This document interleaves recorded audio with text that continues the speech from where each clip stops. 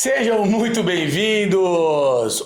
Isso aqui é um negócio diferente pra mim. Tô muito contente de poder compartilhar isso aqui com vocês. Eu vou ter várias oportunidades para partilhar com vocês sobre transformações e sobre como é que esse mundo espiritual, como é que uma vida mais focada espiritualmente pode nos ajudar muito. Mas esse aqui é um quadro que é o seguinte, deixa eu contar um negócio aqui pra vocês, tá? Eu quero aqui trazer histórias da Bíblia. Pra quem não me conhece, eu sou Fred Furtado, eu trabalho com storytelling, eu trabalho com posicionamento digital e, cara, o storytelling da Bíblia, gente, é uma das coisas mais incríveis que vocês podem imaginar. Não tem filme em Hollywood que consiga superar isso daqui, tá? E aí, obviamente, quero trazer pra vocês várias conscientizações, momentos interessantes, tá bom? E hoje, como esse episódio, quero trazer pra vocês a história de Elias. Elias, gente, foi um cara... Eu não sei nem como é que eu explico como é que foi Elias. Porque Elias era como, pra vocês que são jovens, era como Matrix. Sabe que o Matrix tinha um barato conectado aqui atrás? Elias era esse cara, só que Deus falava aqui direto. Era direto, o homem perguntava, Deus respondia. Perguntava, Deus respondia. Elias foi um dos maiores profetas do tempo dele. E eu vou contar aqui pra vocês, a gente vai bater um papo sobre dois grandes movimentos de Elias, tá? Deixa eu abrir aqui, que obviamente a gente precisa consultar, né? Eu não consigo lembrar todos os nomes que eu já deixei marcadinho aqui para evitar, né, que a gente perdesse tempo aqui. É difícil de lembrar todos os nomes das cidades, de onde que vai, de onde que vem, mas eu quero de qualquer maneira compartilhar isso com vocês de alguma forma. Vamos lá. Elias recebia chamado de Deus o tempo todo, porque, de novo, era um brabo mesmo conectado lá em cima, tá? Então, o que aconteceu?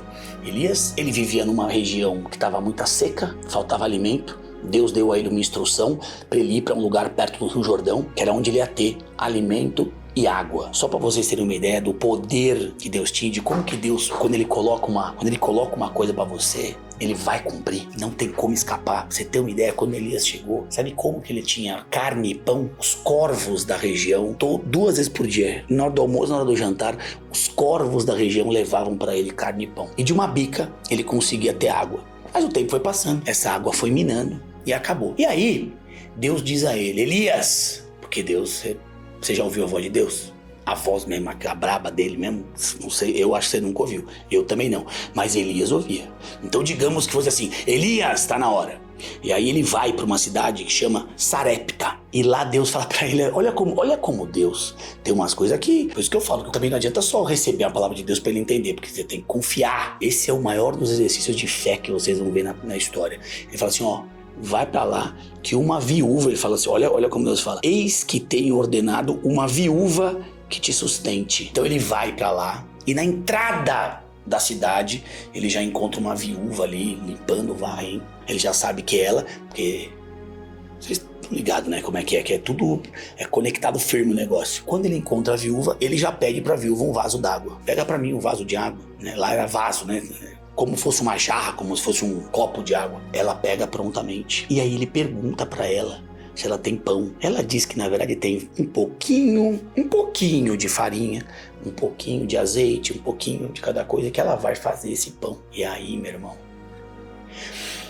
só que você tem que entender, você pode até achar que parece egoísmo, parece uma coisa meio esquisita do Elias falar, né? E o Elias dá uma ordem pra mulher. Então você prepara o pão e serve primeiro pra mim. Ele fala, primeiro pra mim, depois pra você. Ela tinha um filho, e ela fala pra Elias assim, olha que loucura. Deixa eu pegar aqui pra vocês, porque eu já grifei aqui pra deixar, disto faz o primeiro pra mim, um bolo pequeno, e depois faz pra ti e para teu filho. Mas ela avisa pra ele, sabe?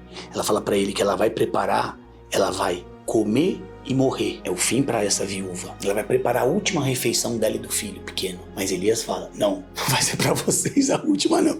Você vai preparar primeiro para mim. É doido esse negócio do Elias. Imagina você falar isso. Hoje em dia, o cara sair embaixo de porrete da casa. Imagina você entrar numa casa que ninguém não te conhece. Claro que ele era conhecido, mas essa mulher não conhecia.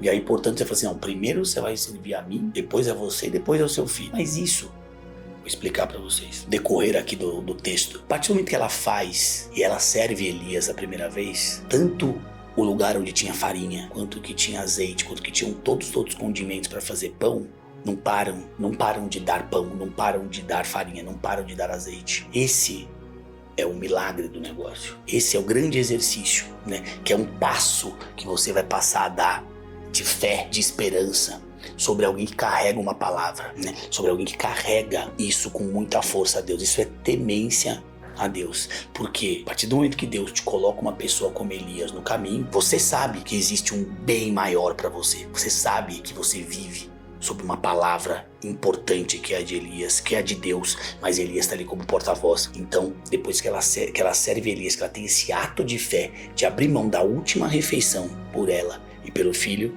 ela tem todos os alimentos ali prontos à disposição, sem que falte. Mas não acaba aqui, porque na verdade, quando Deus prepara uma coisa para você, Ele não prepara uma coisinha, Ele prepara uma coisa substancial na sua vida. O filho da viúva fica mal, fica doente, no leito de morte. E aí a mulher também começa a culpar Elias. Porque, você não deixou comer? Tá. Tem uma questão ali. Você tem que imaginar um cenário, né, gente? Vou te ajudar. Imagina, isso é um casebre. É um negócio que não é igual hoje, não. Num apartamento com elevador, chama a ambulância, chama o SAMU. Não tinha nada. Não tinha nada pra essa mulher. E lembra que há horas atrás, ela estava pronta para ir morrer. A partir desse momento, Elias toca o menino, coloca o menino deitado. Vocês lembram que eu falei que ele era conectado aqui, né? Direto. Então, ele pede pra Deus, pra que Deus cure aquele menino. E num sopro de vida, o menino é curado. Então, é uma história com 2 milagres sensacionais, né? Um, num ato de fé, e um segundo, que é praticamente esse menino ressuscita da morte e volta à vida. E aí, a mulher realmente se declara e diz que ela coloca isso para ele, olha só. Agora, por isso eu sei que tu és um homem de Deus e que a palavra do Senhor está na tua boca de verdade. Mas Elias não para por aí. Eu vou mudar aqui para vocês. Depois de uma grande jornada, eu vou contar essa história. Essa história você tem que se preparar. Eu quero que você faça um exercício de limpar sua mente, porque o que eu vou te contar aqui é forte. Eu não sei se você está preparado psicologicamente e com tua fé em dia para entender o que vai acontecer agora. Porque agora eu vou contar para vocês o arrebatamento de Elias. Sabe o que é arrebatamento? Quando o cara é levado pro céu vivo. Não precisa morrer não, vai pro céu vivo como tá. Já sobe direto, arrebatado, já sobe. Já imaginou, Pedrinho? Não. Não imaginou, né? Então limpa a sua cabeça, que nós vamos falar desse arrebatamento. Bom, Elias passava por várias regiões, caminhava para transmitir as profecias de Deus. Deus usava Elias como veículo de comunicação. Assim como você já recebeu uma palavra de uma pessoa, outra, Elias era esse cara que dava essa palavra, que tinha conexão direta. Então, Elias está numa região, ele já sabe que vai ser arrebatado, ele já sabe que está indo para o fim da vida terrena dele. Ele tem Eliseu como seu fiel escudeiro, também profeta, mas meio aspira, né? Sabe? Se o Elias era o Batman, o Eliseu era o Robin, né? Pra vocês entenderem, mas fica boa essa comparação, Faustino? Elias era o Batman, Eliseu era o Robin. O cara que tava caminhando do lado ali, aprendendo tudo, menino novo. Disponível, né, meu? Pega um negócio, Eliseu que ia. Pega outro negócio, Eliseu que ia. Pega minha capa, Eliseu que ia. Porque Eliseu tava olhando a fé de Eliseu sempre muito alta. Ele já tinha visto cada coisa acontecer com Elias. Ele falou, eu vou seguir esse cara até o fim.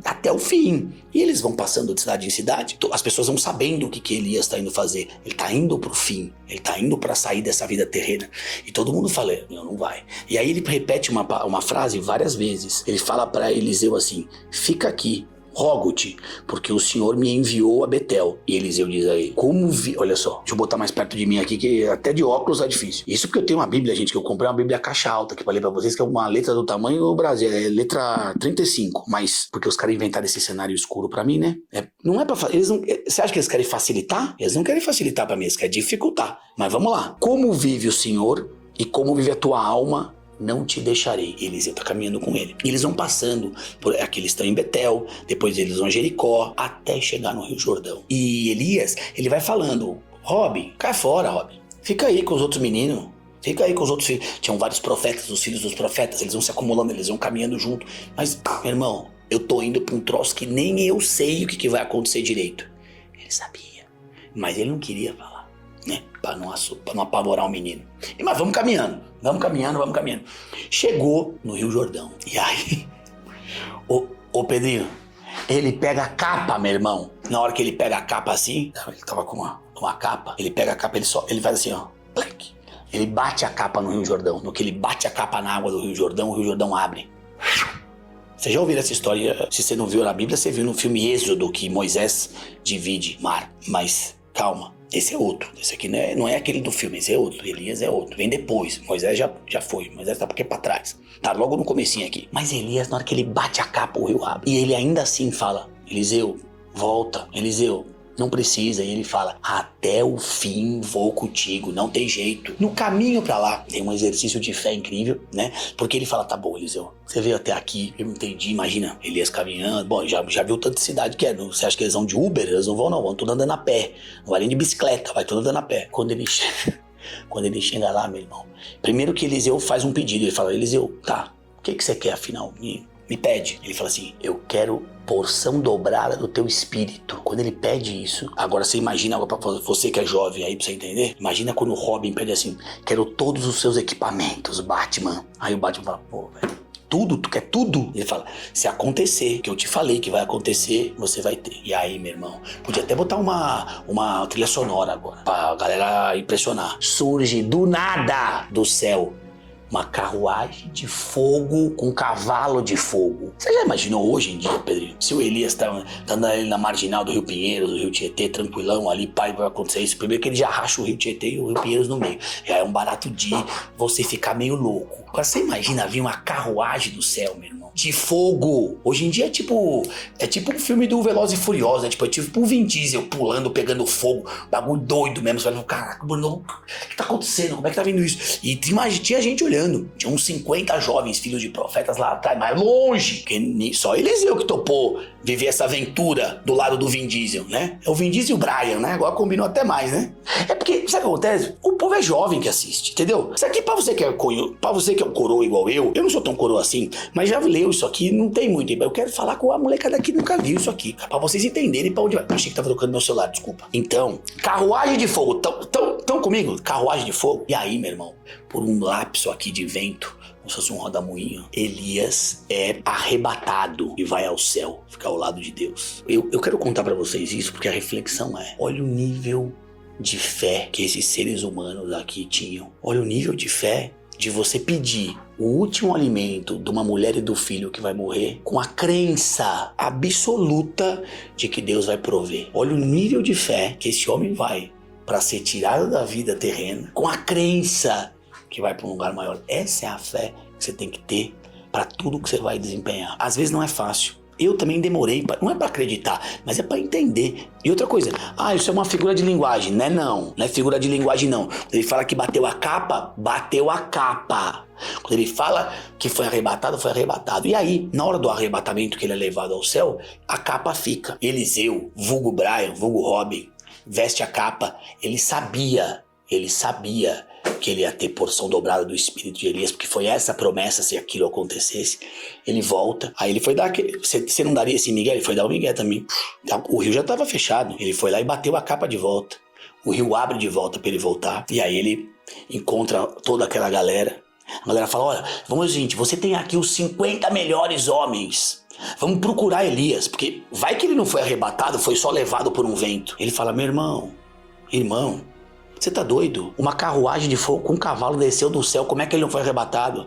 Não, fazemos questão. Começaram a encher o saco. Mas ele era menino novo, ele não tá acostumado com isso. Ele falou, tá bom, procura lá. Obviamente, depois de 3 dias procurando o corpo de Elias, ninguém achou absolutamente nenhum corpo, né? Então, gente, essa é a história que eu queria contar pra vocês de Elias, né? Alguém com extrema conexão, conseguiu ouvir Deus naquela época, né, que conseguia transmitir mensagem de Deus, um grande profeta da sua época, né, o verdadeiro Batman daquele movimento. E foi nisso aqui que eu queria colocar pra vocês. Depois eu conto de Eliseu, outro dia, que agora já deu. Cada dia uma história, quero trazer aqui pra vocês, contar a minha maneira, como eu interpreto, como eu leio, aos poucos. Eu vou anotando pra vocês, eu demoro pra ler um tempão, né? Mas eu vou anotando aqui e depois eu abro a câmera e conto a vocês um pouco do que eu vi. Agora leiam. Pega aí a Bíblia, se você não tem uma Bíblia, vê na internet, dá um Google na Bíblia, leiam a história de Elias, porque é sensacional. Muito obrigado mais uma vez, até a próxima.